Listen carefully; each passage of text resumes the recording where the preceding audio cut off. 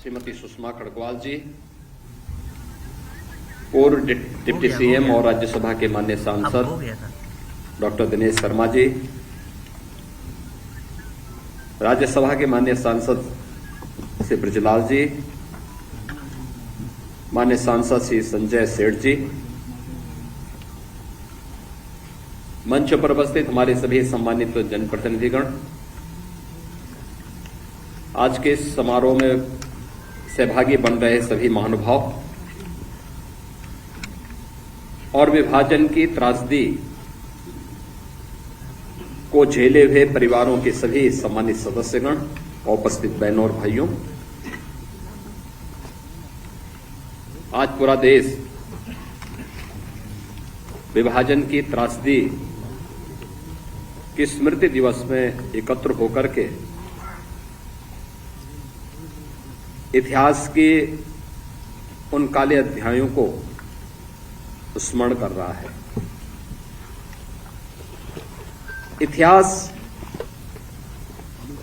केवल एक अध्ययन का विषय नहीं होता है, वह एक प्रेरणा होती है। गलतियों के परिमार्जन का और गौरवशाली क्षणों से प्रेरणा ग्रहण करने का एक संकल्प होता है और विभाजन की त्रासदी हम सबको इन्हीं बातों की ओर ध्यान आकर्षित करती है। आखिर क्या कारण था कि दुनिया का एक सनातन राष्ट्र हजारों हजार वर्षों से एक भारत रहा हो, वह भारत पहले गुलाम हुआ, विदेशी आक्रांताओं के द्वारा यहां की परंपरा और संस्कृति को रौंदा गया, तोड़ा गया, अपवित्र किया गया, इस देश को गुलाम बनाया गया। और जब भारत ने अंगड़ाई ली थी, आजादी की लड़ाई को लेकर के देश के महान क्रांतिकारियों ने, स्वतंत्रता संग्राम सेनानियों ने जिस लड़ाई को लड़कर के देश को स्वतंत्र कराने की दिशा में विदेशी हुकूमत को उखाड़ फेंकने के संकल्प के साथ जो लड़ाई लड़ी गई थी, जब उसकी पूर्णता का समय आया तो विभाजन की त्रासदी का सामना इस सनातन राष्ट्र को करना पड़ा। जो कार्य इतिहास में किसी युग में नहीं हुआ, वह दुर्भाग्य से सत्ता लोलुप कांग्रेस की सत्ता के प्रति अभिलिप्सा ने, लोलुपता ने त्रासदी के रूप में, विभाजन की त्रासदी के रूप में हम सबके सामने प्रस्तुत कर दी और स्वतंत्र भारत को एक ऐसा नासूर दे दिया जो आज भी इस भारत में आतंकवाद के रूप में, उग्रवाद के रूप में, अलगाववाद के रूप में लगातार पूरे भारत को दंश दे रहा है। कौन नहीं जानता कि अगर तत्कालीन राजनीतिक नेतृत्व दृढ़ता का परिचय देता, दुनिया की कोई ताकत इस अप्राकृतिक विभाजन को मूर्त रूप नहीं दे पाती। लेकिन दृढ़ इच्छा शक्ति का अभाव, सत्ता लोलुपता, एन केन प्रकारेण सत्ता प्राप्त होनी चाहिए, इसके लिए चाहे देश को ही दांव पे क्यों न लगाना पड़े। और यही तो हुआ, यही 1947 में भी हुआ और 1947 के बाद भी लगातार यही हो रहा है। जब भी इन लोगों के हाथों में सत्ता आई, इन्होंने देश की कीमत पर राजनीति की और उसकी कीमत इस देश को, इस देश की भोली भाली जनता को तब भी चुकानी पड़ी थी और लगातार लंबे समय तक चुकानी पड़ी है। ये विभाजन की दुर्भाग्यपूर्ण त्रासदी हम सबको उन्हीं गलतियों के परिमार्जन की तरफ हमारा ध्यान आकर्षित करती है। भारत बल, बुद्धि, विद्या सब में दुनिया का नेतृत्व करने की सामर्थ्य रखता था। याद करिए 16वीं सदी तक भारत का वैभव दुनिया के अंदर अग्रणी था। अगर दुनिया की जीडीपी की आप बात करते हैं तो दुनिया की अर्थव्यवस्था का आधा भाग का नेतृत्व अकेले हिंदुस्तान करता था 16वीं सदी तक। इतना समृद्ध भारत था। और यह तब था जब कई सौ वर्षों तक लगातार विदेशी आक्रांताओं के आक्रमण को यह झेल रहा था। और लगातार फिर किस स्थिति में यह पहुंच गया था, आपने भी वह दृश्य देखा है फोटोग्राफ के माध्यम से। इस जो यहां पे भी सूचना विभाग ने त्रासदी के कुछ दृश्य आपके सामने प्रस्तुत किए।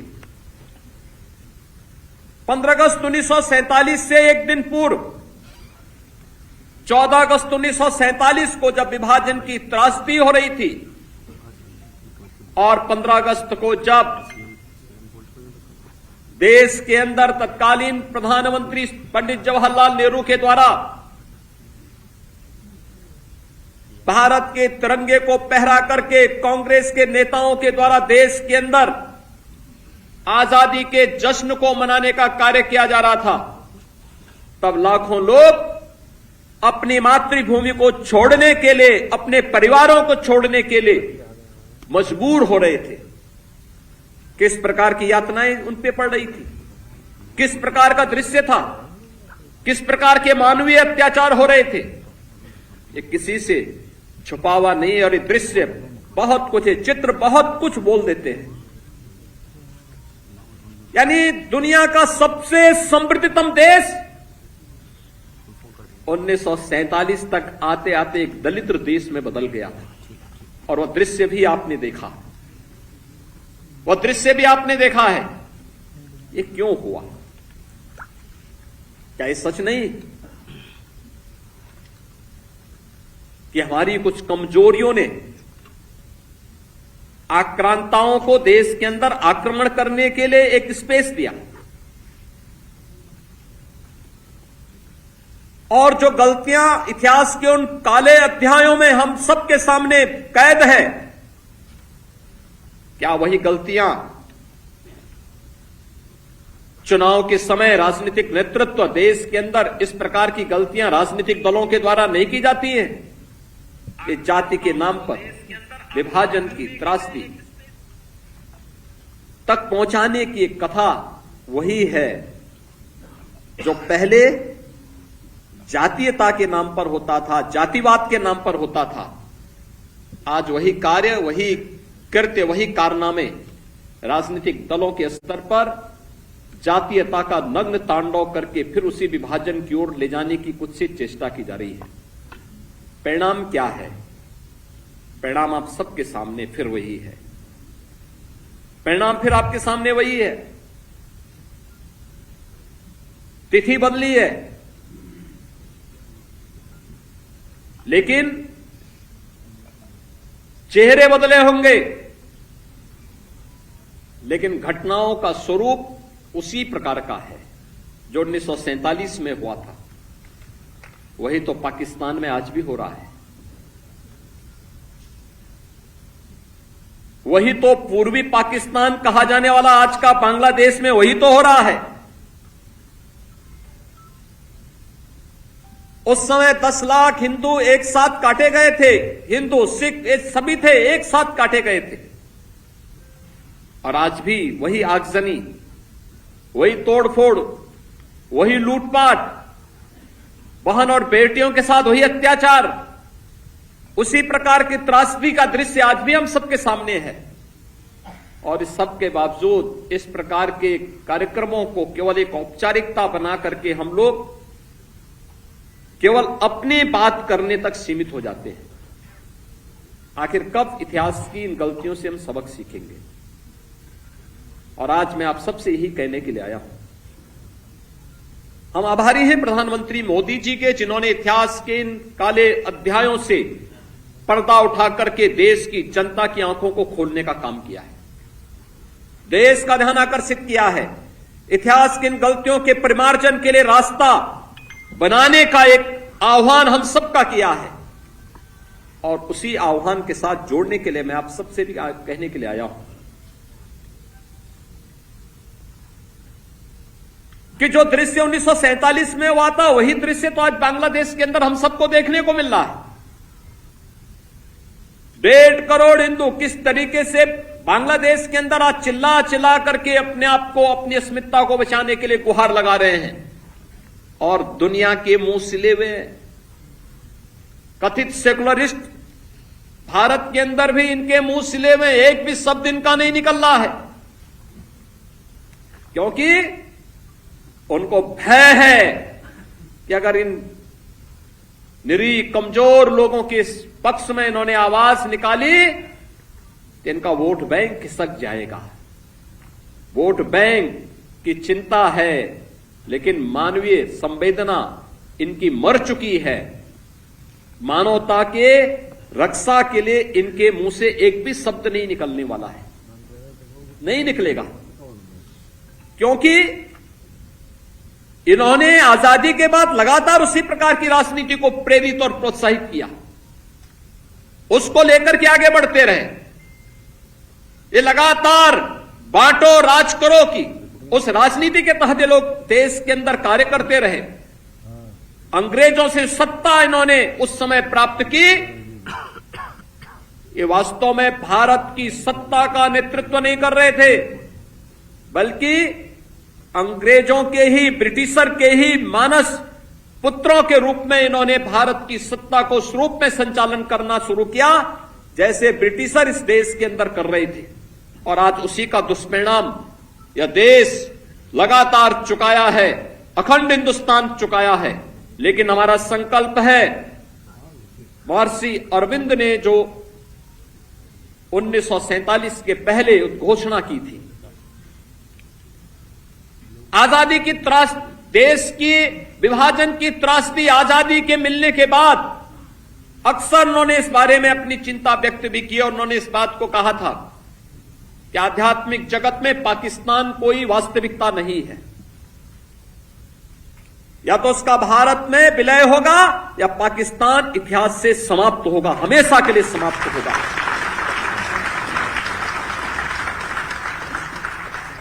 क्योंकि आध्यात्मिक जगत में जब जिसका कोई वास्तविक अस्तित्व नहीं है, उसको नष्ट ही होना है, और उसकी नष्टता, उसके नश्वरता को हमें संदेह की निगाहों से नहीं देखना चाहिए। हमें यह मानना चाहिए ये होगा, लेकिन इसके लिए हमें भी तैयार होना होगा, हमें भी अपने आप को तैयार करना होगा। हमें अपनी उन गलतियों का परिमार्जन करना पड़ेगा जिन गलतियों के कारण विदेशी आक्रांताओं को भारत के अंदर घुसने, भारत के पवित्र तीर्थ स्थलों को अपवित्र करने, भारत की परंपरा और संस्कृति को नष्ट करने का एक अवसर जिन्हें प्राप्त हुआ था, उस प्रकार की गलतियों को, वह विभाजन की जो त्रासदी तक हमें पहुंचाया है, वह जातीय विभाजन के रूप में, क्षेत्रीय विभाजन के रूप में, भाषाई विभाजन के रूप में, इन सभी से उभर करके हम सबको राष्ट्र प्रथम के भाव के साथ मिलकर के कार्य करना होगा। भारत की आजादी इस बात के लिए हम सब का आह्वान कर रही है। और याद रखना, भारत केवल दुनिया का सबसे बड़ा लोकतंत्र ही नहीं है, ये लोकतंत्र की जननी भी है। जितनी स्वतंत्रता भारत ने अपने नागरिकों को दी है, दुनिया के अंदर इस प्रकार की स्वतंत्रता किसी भी अन्य देश में अपने नागरिकों को नहीं प्राप्त हो पाई है। हम सबको अपने संविधान पर गौरव की अनुभूति करनी चाहिए। भारत के संविधान निर्माताओं के प्रति अपार श्रद्धा और सम्मान का भाव व्यक्त करना चाहिए। हमें सरदार वल्लभ भाई पटेल की दृढ़ता का सम्मान करना चाहिए। हमें बाबा साहब डॉक्टर भीमराव अंबेडकर के प्रति सत नमन करना चाहिए, जिन्होंने अपनी पीड़ा को दबाने के बावजूद भारत की एकता और अखंडता के प्रतीक भारत के संविधान को भारतवासियों को प्रदान किया, जो संविधान आज भी हम सबका नेतृत्व करता है, हमारा मार्गदर्शन करता है। और उन सभी महापुरुषों से जिन्होंने भारत के संविधान सभा के माध्यम से भारत को दुनिया का सबसे बड़ा संविधान दिया, इस संविधान के माध्यम से हम सबको भारत के इस लोकतंत्र पर गौरव की अनुभूति भी करनी चाहिए। और इस लोकतंत्र के साथ मिलकर के कैसे हम लोगों को जो स्वतंत्रता मिली है, इन स्वतंत्रता के उन नायकों के प्रति श्रद्धा का भाव व्यक्त करना होगा, जिन महापुरुषों ने अपना सर्वस्व भारत की आजादी के लिए समर्पित करके अपने आप को बलिदान किया था। आज के इस अवसर पर भारत फिर से अखंड भारत की दिशा में अग्रसर हो सके, महर्षि अरबिंदो के सपने को साकार कर सके, उनकी भविष्यवाणी सच साबित हो सके, इसके लिए हमें भारत को 1947 तक, जब भारत अपनी आजादी का शताब्दी महोत्सव मना रहा होगा, शताब्दी महोत्सव 1947 में जब भारत की आजादी के 100 वर्ष पूरे हो रहे होंगे, उस समय एक ऐसा भारत जो विकसित भारत होगा, शक्तिशाली भारत होगा, सशक्त भारत होगा। उस सशक्त भारत के निर्माण के लिए प्रधानमंत्री जी ने आजादी के अमृत महोत्सव के अवसर पर जिन पंच प्रणों की बात की, उन पंच प्रणों में सबसे महत्वपूर्ण प्रण है और वह है नागरिक कर्तव्य। नागरिक कर्तव्य के प्रति हम जिस क्षेत्र में काम कर रहे हैं, किसी भी क्षेत्र में हो सकते हैं, शासन में हो सकते हैं, प्रशासन में हो सकते हैं, पुलिस सेवा में हो सकते हैं, व्यवसाय में हो सकते हैं, युवा हो सकते हैं, किसान हो सकते हैं, महिलाएं हो सकती हैं, समाज के किसी भी तबके में रहकर के वो कार्य शिक्षक है, अधिवक्ता है, किसी भी क्षेत्र में वो काम कर रहा है, उस क्षेत्र में अपने नागरिक कर्तव्यों का पालन करते हुए राष्ट्र प्रथम के भाव के साथ उसे कार्य करना होगा। राष्ट्र प्रथम का यह भाव जब हमारे जीवन का संकल्प बनेगा, तो भारत के अंदर भारत को दुनिया की सबसे बड़ी ताकत बनने में कोई देर नहीं लगने वाली है। याद रखना, पिछले 10 वर्ष के अंदर भारत की प्रगति दुनिया को अचंभित करती है, दुनिया को आकर्षित करती है। दुनिया अभिभूत है, भारत की तरफ आशा भरी निगाहों से देख रही है। उसे विश्वास है कि भारत अगर सुरक्षित है तो विश्व मानवता सुरक्षित है। और इसलिए भारत की तरफ आज के समय में दुनिया के अंदर कहीं भी कोई संकट आता है तो भारत की तरफ दुनिया देख रही है। भारत की तरफ दुनिया का यह आकर्षण हमें एक नए भारत का दर्शन कराता है। प्रधानमंत्री मोदी जी के नेतृत्व में इस नए भारत को दुनिया की सबसे बड़ी ताकत के रूप में स्थापित करना, और 10 वर्ष में, आज से 10 वर्ष पहले भारत दुनिया की 10वीं बड़ी आर्थिक महाशक्ति था। आज भारत दुनिया की 5वीं बड़ी अर्थव्यवस्था बना है। अगले 3 वर्ष के अंदर भारत दुनिया की 3री बड़ी अर्थव्यवस्था बन जाएगा। और हमारा प्रयास होना चाहिए कि 1947 होते होते भारत दुनिया की सबसे बड़ी ताकत बनेगा, और उस ताकत के लिए भारत के हर नागरिक को एकजुट होकर के अपने आपसी मतभेदों को समाप्त करते हुए जाति के नाम पर, क्षेत्र के नाम पर, भाषा के नाम पर विभाजन करने वाले उन ताकतों से सतर्क रहते हुए एक भारत श्रेष्ठ भारत के बारे में सोचना होगा। इतिहास के उन गलतियों के परिमार्जन का एक अवसर हम सबके सामने है। हम फिर से इस प्रकार की गलतियों की त्रासदी और इस प्रकार की विभाजन की त्रासदी का सामना फिर से वर्तमान और भावी पीढ़ी को न करना पड़े, इसके लिए हम सबका संकल्प होना चाहिए, जीवन का ध्येय होना चाहिए। विभाजन की इस त्रासदी के लिए तत्कालीन कांग्रेस नेतृत्व पूरी तरह जिम्मेदार रहा है। कांग्रेस विभाजन की इस त्रासदी के लिए और समय समय पर देश के साथ हुए इस धोखे के लिए कभी देश की जनता से माफी नहीं मांगेगी, क्योंकि उनका चरित्र कभी भी इस प्रकार का नहीं रहा। कांग्रेस का वास्तविक चरित्र अधिनायकवादी रहा है और देश के अंदर जब भी उसको अवसर मिला उसने लोकतंत्र के गले को घोंटने का प्रयास किया। 1975 इसका उदाहरण है। जब भी कहीं पर नागरिकों ने अपने अधिकारों की बात की, उसने आपस में लड़ाने का काम किया।